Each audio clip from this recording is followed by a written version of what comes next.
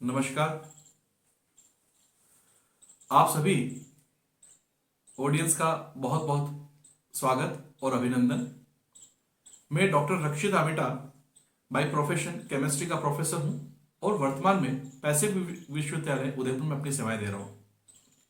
समाज में और लोगों के जीवन में अपना योगदान देने के लिए अपने प्रोफेशन के अलावा as a life coach, relationship coach, NLP practitioner, astrologer, vastu consultant, healer और मोटिवेशनल स्पीकर के रूप में भी मैं अपनी सेवाएं दे रहा हूं।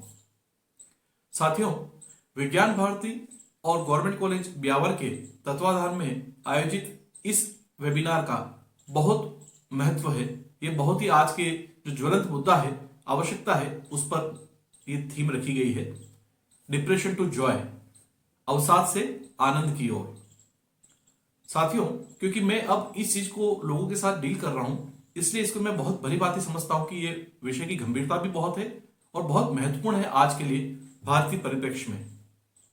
एक अतिशयोक्ति में नहीं कहता, लेकिन कहीं ना कहीं हमारे भारतीय संस्कृति में कुछ ऐसी बात रही कि हम लोग अपनी व्यक्तिगत समस्याओं को साझा करने में झिझकते हैं और कहीं ना कहीं यही समस्या जब बढ़ जाती है तब दिक्कत आती है और हमें भागना पड़ता है सहायता के लिए, और कई बार वो देर हो जाती है।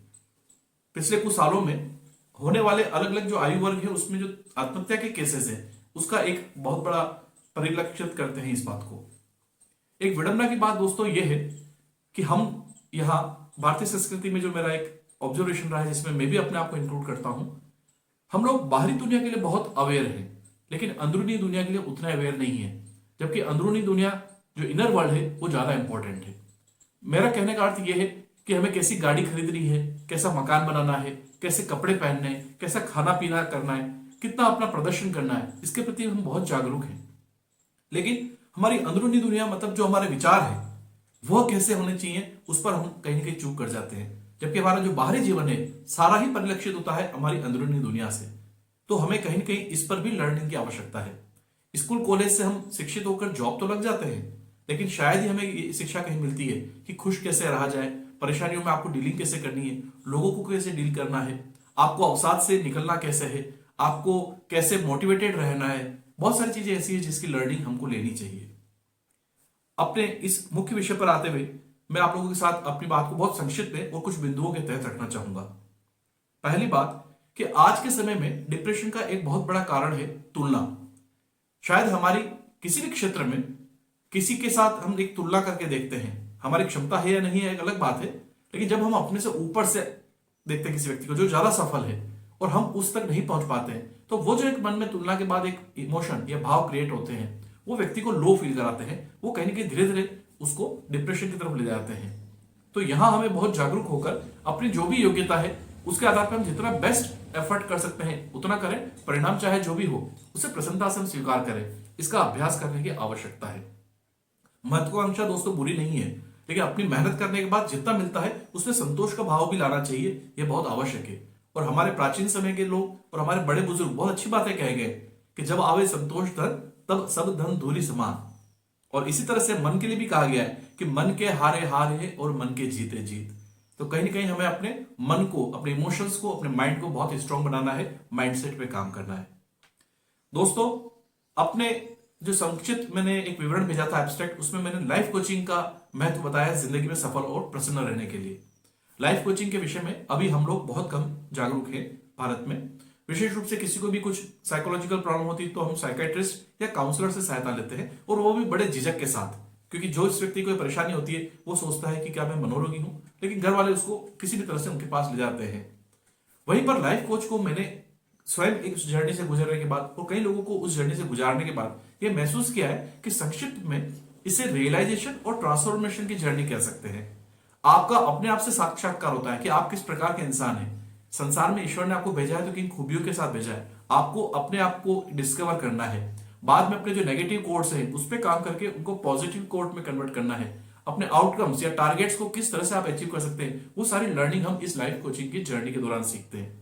और मुझे बहुत खुशी होती है जब लोग अलग अलग आयु वर्ग के आते हैं, अलग अलग परेशानियों के साथ आते हैं और उनको लाइफ कोचिंग की जर्नी से गुजारने के बाद न केवल उनकी जो प्रॉब्लम्स होती है वो रिजॉल्व होती हैं, बल्कि वो एक अलग ही माइंडसेट के साथ दुनिया को जीने के लिए तैयार हो जाते हैं।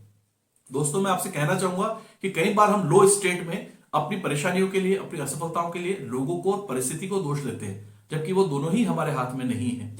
वहां करना क्या है, हमें वो लर्निंग करनी है कि हम अपने आप में वो तब्दीलियां करना सीख पाए कि हम लोगों को और परिस्थिति को बेहतर तरीके से डील करना सीख पाए। तो लाइफ कोचिंग समय के साथ कहीं ना कहीं एक तरह से केवल प्रॉब्लम को इश्यूज को रिजॉल्व करने के लिए नहीं, बल्कि खुद के माइंडसेट पर, खुद की लर्निंग पर, खुद की ग्रोथ के लिए एक लर्निंग है जिसमें सभी को सोचना चाहिए। और यदि आपने ये महसूस किया होगा कि जब कभी भी हमारे घर परिवार में कोई व्यक्ति डिप्रेशन में चला जाता है, तो मेरा ऐसा ऑब्जर्वेशन रहा है कि ये घटना रातों रात नहीं होती है, ये कई महीनों का डेवलपमेंट होता है। शुरुआत वहीं से होती है दोस्तों कि जो आपने चाहा, यदि वो चीज आपको नहीं मिलती है तो मन में एक बेचैनी घर कर जाती है, जिसको हम बोलते हैं एंग्जाइटी। उसको व्यक्ति डील करने की कोशिश करता है, और यदि लंबे समय तक वो एंग्जाइटी व्यक्ति के अंदर रहती है इमोशंस के रूप में, तो वो बाद में उसके धीरे धीरे डिप्रेशन के इनिशियल सिम्टम आने लगते हैं। वहां पर भी जागरूक होकर यदि हम उससे बाहर नहीं निकले तो फिर आपके जो लक्षण हैं वो डिप्रेशन के आ जाते हैं। कामकाज में, हमारा डेली रूटीन में कामकाज में मन नहीं लगता है, व्यक्ति अलग थलग अपने आप को रखता है, कमरे में बंद रहना पसंद करता है, कहीं ना कहीं उसको गुस्सा आ रहा होता है, चिड़न होती है, हमेशा निराशा रहती है उसके मन में, छोटी छोटी बातों पर उसमें बौखलाहट आती है। ये सारे लक्षण होते हैं कि कहीं ना कहीं बेचैनी के, और साथ ही कहीं ना कहीं जो अवसाद या डिप्रेशन के इनिशियल सिम्टम्स व्यक्ति में आ रहे हैं। और समय रहते हमें इससे बाहर निकल जाना चाहिए, वरना न केवल उस व्यक्ति का स्वास्थ्य, उसके रिश्ते, उसका करियर, सब कुछ इससे प्रभावित होता है। तो मैं अपनी तरफ से दोस्तों मात्र यही निवेदन कर सकता हूं कि हमारा जो ऑर्गेनाइजेशन है टोटल सॉल्यूशन समाधान, जिसकी वेबसाइट और कॉन्टेक्ट नंबर हमने स्क्रीन पर दिए हैं, इसके तहत समाज में हम लोगों तक एक अवेयरनेस पहुंचा रहे हैं कि अपनी जिंदगी को बेहतर बनाने के लिए आप स्वयं कदम आगे बढ़ाइए, कोई और नहीं आएगा, आपको ही इसके लिए पहल करनी होगी। और जो भी परेशानी है, बिना हिचक आप हमसे संपर्क कर सकते हैं। लोगों के हित में शुरुआत में 15 मिनट का एक हम डिस्कवरी सेशन रखते हैं, जहां हम लोगों की प्रॉब्लम को निःशुल्क डिस्कस करके, शेयर करके समझते हैं कि उसकी प्रॉब्लम का रूट कॉज क्या है, किस तरह से हम उसे सहायता कर सकते हैं। तो आपको निसंदेह स्वयं के लिए या जिसको भी लगता है सहायता की आवश्यकता है, आप उस तरह की जानकारी अवश्य पहुंचाएं। और मैं सभी को शुभकामनाएं देना चाहूंगा कि आप सभी अपने जीवन में सफल हो, स्वस्थ रहें, समृद्ध हो। और आयोजकों को पुनः एक बार बहुत बहुत धन्यवाद कि उन्होंने मुझे अपनी बात रखने के लिए एक अवसर दिया। एक हाइब्रिड मोड पर वेबिनार होने के कारण से मैं अपनी बात इस डिजिटल माध्यम से आप तक रख पा रहा हूं, इसके लिए मैं बहुत बहुत अपने आप को सौभाग्यशाली महसूस करता हूं। और आयोजकों को बहुत बहुत धन्यवाद। जय हिंद, जय भारत।